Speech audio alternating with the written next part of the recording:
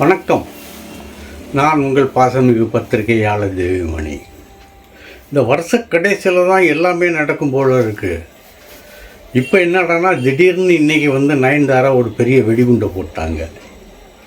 தனுஷை பற்றி சும்மா கடுமையான வார்த்தைகளால் நயன்தாரா மட்டுமில்ல, அவங்களுடைய புருஷன் விக்னேஷ் சிவனும் சேர்ந்துக்கிட்டு 2 பேரும் சேர்ந்து தனுஷை வறுத்து எடுத்துட்டாங்க. தனுஷ் அந்த மாதிரி கொடுமை பண்ணியிருக்காரு. கொடூரமான மனுஷன். இவெல்லாம் ரசிகர்கள் மத்தியில் பேசுகிறதெல்லாம் எதுவுமே உண்மையாக இருக்காது. போலியான ஆள், பொய்முகம், கொடூரமான சொற்கள் உடையவன், அப்படிலாம் ரொம்ப கடுமையான வார்த்தைகளால் பேசிட்டாங்க. இன்னும் என்னால் தனுஷ் என்னை திட்டின வார்த்தைகள் எல்லாம் நினச்சி என் மனசு இன்னும் அப்படியே கொதிச்சுக்கிட்டே இருக்குது. உள்ள ஆறாத ரணமாக இருக்குது அப்படிங்கிற மாதிரி சொல்லியிருக்காங்க, கருத்துக்களை சொல்லியிருக்காங்க. அப்படி என்ன தான் அவருக்கு என்ன வாக்கியா வரப்பு சண்டை, அப்படியே ஒன்றும் பெருசாக இல்லை. அதாவது இப்போ நயன்தாரா விக்னேஷ் சிவன் கல்யாணம் நடந்து இப்போ 2 பிள்ளைகளும் பெத்தாச்சு. இது இந்த கல்யாண வீடியோ ஒன்று இருந்தது இல்லையா, எடுத்தாங்கல்ல, அந்த கல்யாண வீடியோவை இன்னும் இது வரைக்கும் எந்த ஆளும் வெளியிடலை.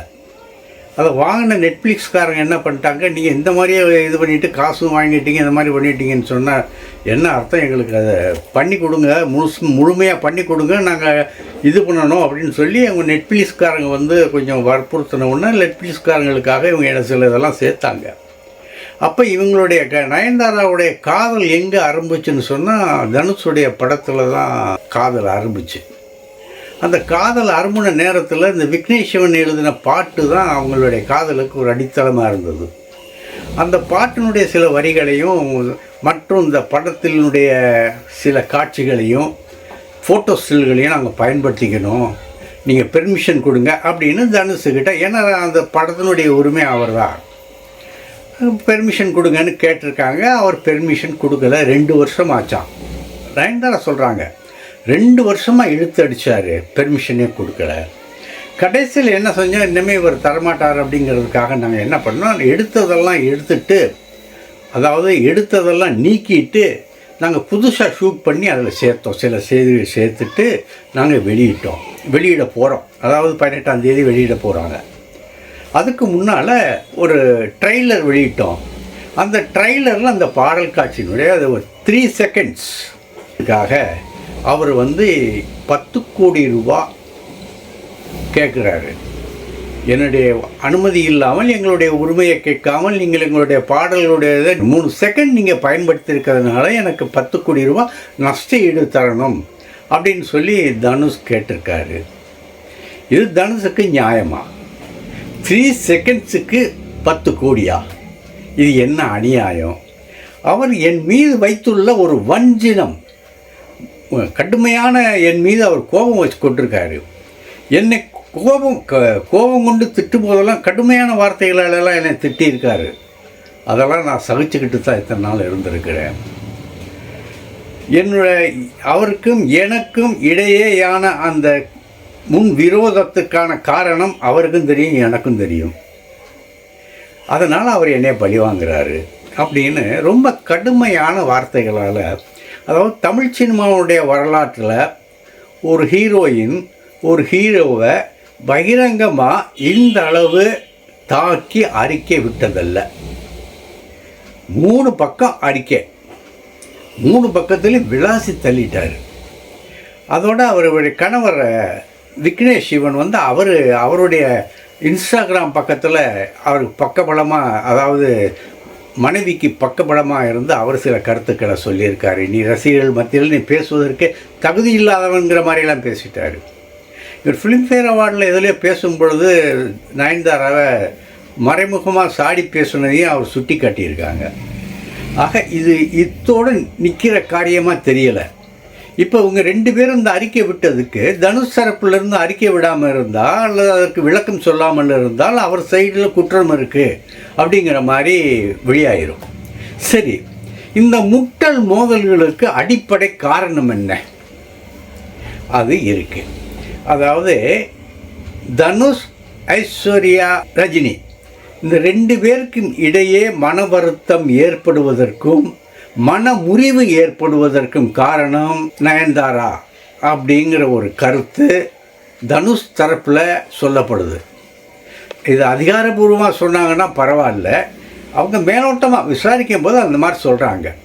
சார், இதுதான் எங்களுக்கு காரணமாக இருக்கக்கூடும் அப்படின்னு நாங்கள் கருதுகிறோம் அப்படின்னா. என்ன சொல்கிற, காரணமாக இருக்கக்கூடும்னு என்ன கருதுகிற, அதை சொல்லு அப்படின்னு கேட்டால் அவங்க தரப்பில் என்ன சொல்கிறாங்கன்னா, இந்த படப்பிடிப்பு அண்ணாத்தை படப்பிடிப்பு நடந்தது இல்லையா, அப்போ தர்பார் படம், இந்த நேரங்களில் தான் தலைவருக்கு, அதாவது ரஜினிக்கு உதவிகரமாக இருப்பதற்காக ஐஸ்வர்யா ரஜினி போவாங்க. அவருக்கு மாத்திரை மருந்து இதெல்லாம் கொடுக்கறதுக்கு உதவிகள் செய்வதற்கு போவாங்க. அப்போ இந்த படத்தில் நடிச்சிட்டு இருந்த நம்ம நயன்தாராவுக்கும் ஐஸ்வர்யாவுக்கும் நெருங்கிய பழக்கம் ஏற்பட்டது. அப்போ அந்த நெருங்கிய பழக்கம் ஏற்பட்ட பொழுது அந்த பழகுதலை பயன்படுத்தி கொண்டு அவங்க சொன்னதுதான், அதாவது யாரோ அவருடைய ஆதரவாளர்கள் ஒருத்தர் வச்சுக்கோங்க, வேண்டியவர் தான், அந்த தரப்பில் இருக்கிறவர் தான், அதாவது தனுஷ் தரப்பில் இருக்கிறவர் தான். அந்த தரப்பில் நம்ம பல வேளையில் விசாரிக்கும் போது அந்த தரப்புலையும் விசாரிக்கணும்ல. அப்போ அவங்க சொல்கிறாங்க, சரியா என்ன அப்படி அப்படின்னா, தனுஷை பற்றி இல்லாதது பொல்லாததை ஐஸ்வர்யாவிடம் சொல்லியிருக்காங்க நயன்தாரா. உதாரணமாக அன்றைய ஒரு பிரபலமான ஒரு நடிகைக்கும் தனுஷாருக்கும் ஒரு மோதல் ஏற்பட்டதாகவும் அது எதனால் ஏற்பட்டது என்பதையும் இட்டுக்கட்டி சொன்னதாக எங்களுக்கு தெரிய வருகிறது.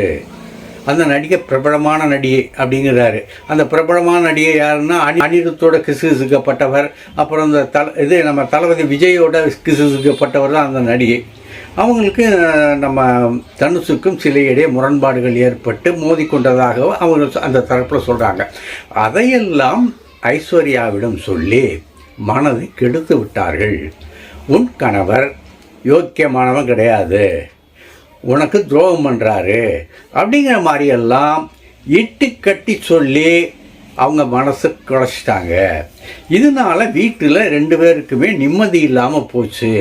அதன் விளைவுதான் 2 பேருமே மன வாழ்க்கையிலிருந்து விலகிக் கொள்வதாக அவர்களாகவே ஒரு கூடி முடிவெடுத்து விலகுவதாக அறிவித்தார்கள். அது கோர்ட்டுக்கு வரைக்கும் போச்சு. ஆனால் அந்த கோர்ட்டுக்கு போய் அது என்ன முடிவு என்ன ஆச்சுன்னு சொல்லி தெரியும், உங்களுக்கே தெரியும். 2 பேருமே ஆஜராகலை. அந்த 2 பேரும் ஆஜராகாததுக்கு காரணம் அதாவது ரஜினிகாந்தனுடைய மனைவி அவர்கள் இந்த மாதிரி தலைவருக்கு உடம்பு சரியில்லாமல் இருக்குது, நீங்கள் 2 பேரும் இந்த மாதிரி இது முட்டி மோதிக்கிட்டு இருந்தீங்கன்னா அவர் மேலும் ரொம்ப துன்பப்படுவார், ஆகையினால நீங்கள் அதை பற்றி பிரச்சனையே கிளப்பாமல் நீங்கள் தனியாகவே இருங்க அப்படின்னு கேட்டுக்கொண்டதற்கு இணங்க இவர்கள் 2 பேருமே கோர்ட்டுக்கு போகாமல் இருந்தார்கள் அப்படின்னு ஒரு தகவலை இப்போ சொல்கிறாங்க. அது எந்த அளவுக்கு உண்மை அப்படிங்கிறது தெரியாது. ஆனால் அந்த 2 பேரும் பிரிஞ்சதுக்கு காரணமே நயன்தாரா தான் அப்படின்னு தனுஷ் தரப்பில் இருந்து, அதாவது அவருடைய ஆதரவாளர்கள் சொல்கிறாங்க. இது பதிலுக்கு பதிலாக அல்லது உண்மையிலே நடந்ததா அப்படிங்கிறதெல்லாம் 2 பேரும் சம்மந்தப்பட்டவர்கள் சொன்னால் தான் தெரியும். ஆனால் தனுஷை பற்றி ஏற்கனவே அவர் பல விவாகரத்துகளுக்கெல்லாம் அவர் தான் மூல காரணமாக இருப்பாருங்கிற மாதிரி நிறைய ஊடகங்களெல்லாம் செய்திகள் வந்தது. அந்த செய்திகளெல்லாம் வச்சு பார்க்கும்போது ஒருவேளை உண்மையாக இருக்குமோ அப்படிங்கிற ஒரு எண்ணம் நமக்கே வருகிறது. ஏதோ எண்ணமோ இது இன்னும் என்னென்ன பல பூகங்களை கிளப்ப போகிறதுன்னு தெரியல. பார்க்கலாம். தனுஷுடைய அறிக்கை அநேகமாக இன்றைக்கி வந்துடும். பார்க்கலாம். நாளைக்கு சந்திக்கிறேன். நன்றி.